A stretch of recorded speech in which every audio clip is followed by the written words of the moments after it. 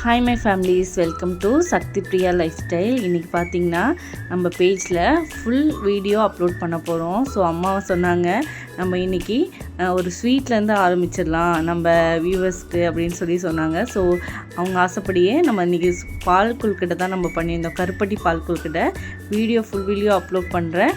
கண்டிப்பாக பாருங்கள். உங்கள் பிடிச்சிருந்தா நீங்களும் வீட்டில் செஞ்சு பார்த்துட்டு எப்படி இருக்குங்கிறத கமெண்டில் சொல்லுங்கள். வாங்க வீடியோக்குள்ளே போகலாம். ஃபஸ்ட் நாங்கள் 1/2 கிலோ ஒரு பேக்கெட் அரிசி மாவு பேக்கெட் தான் எடுத்திருந்தோம். அதை ஃபுல்லாகவே நம்ம கொட்டிட்டோம்.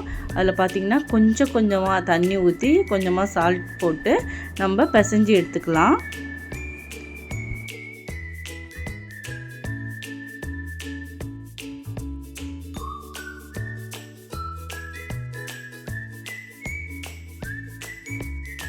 ரொம்ப தண்ணி கலக்காமல் கொஞ்சம் கொஞ்சமாக சப்பாத்தி மாவு பிசைஞ்ச அளவுக்கு அந்த அளவுக்கு நம்ம பிசைஞ்சு எடுத்துக்கலாம்.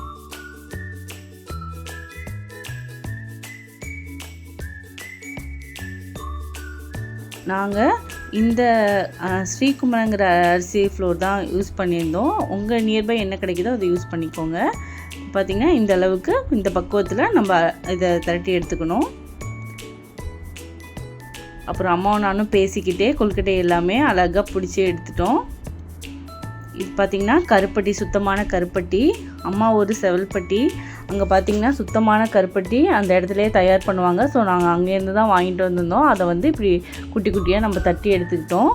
நீங்களும் குட்டி குட்டியாக, ரொம்ப பெருசாக இருந்தால் வேகமாக மெல்ட் ஆகாது நம்ம ஹீட் பண்ணும்போது. ஸோ நம்ம கொஞ்சம் தட்டி எடுத்துக்கிட்டு நம்ம ஹாட் வாட்டரில் ஹாட் வாட்டரில் கொதிக்க விட்டோம்னா வேகமாக அது மெல்ட் ஆகிடும். அதனால தான் நம்ம தட்டி எடுத்துக்கிறோம் சின்ன சின்னதாக.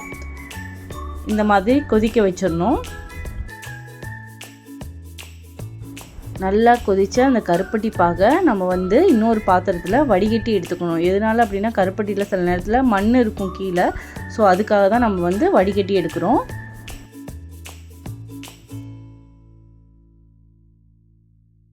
வடிகட்டி எடுத்துகிட்டு அதையுமே கொஞ்சம் ஹீட் பண்ணணும். ஹீட் பண்ணிவிட்டு நல்லா கொதித்தோன்னே என்ன பண்ணணுன்னா நம்ம ஆல்ரெடி பிடிச்சி வச்சுருந்தோம் இல்லையா அந்த கொழுக்கட்டை எல்லாமே, அதை எல்லாமே மெதுவாக போடணும். ஏன்னா கடகடன்னு போட்டாலும் சில நேரத்தில் உடஞ்சிரும் எல்லாமே. ஸோ நம்ம மெதுவாக போட்டுட்டு வரணும். அதை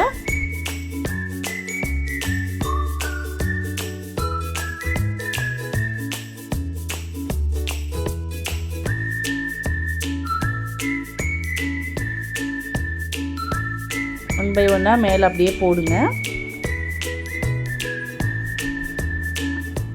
அதுக்கப்புறமா சுக்கு கொஞ்சம் எடுத்துக்கோங்க. சுக்குவையும் இந்த அளவுக்கு கொஞ்சமாக தட்டி எடுத்துக்கோங்க. அதோட ஏலக்காய் கொஞ்சம் ஒரு 10 பீஸ் ஏலக்காய் அதையும் எடுத்துக்கோங்க. இது ரெண்டையுமே என்ன பண்ணணும்னா மிக்சியில் கிரைண்ட் பண்ணிக்கோங்க. நல்லா பொடியாகிற அளவுக்கு கிரைண்ட் பண்ணிக்கோங்க. அதை இன்னொரு பாத்திரத்தில் போட்டுட்டு கொஞ்சமாக தண்ணி ஊற்றி மிக்ஸ் பண்ணிக்கோங்க. அதை அப்படியே நம்ம பாகில் ஊற்றாமல் கொஞ்சம் வடிகட்டி அந்த சாறை மட்டுமே அதில் விடுங்க.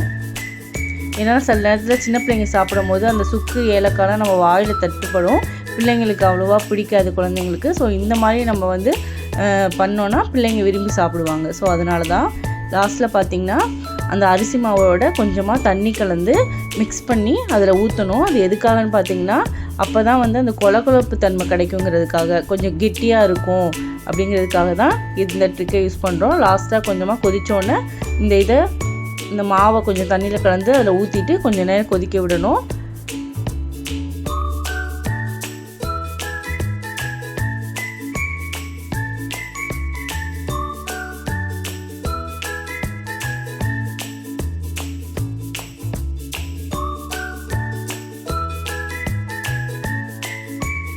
லாஸ்ட்டாக கொஞ்சமாக நம்ம கோகோனட் சேர்த்துக்கலாம்.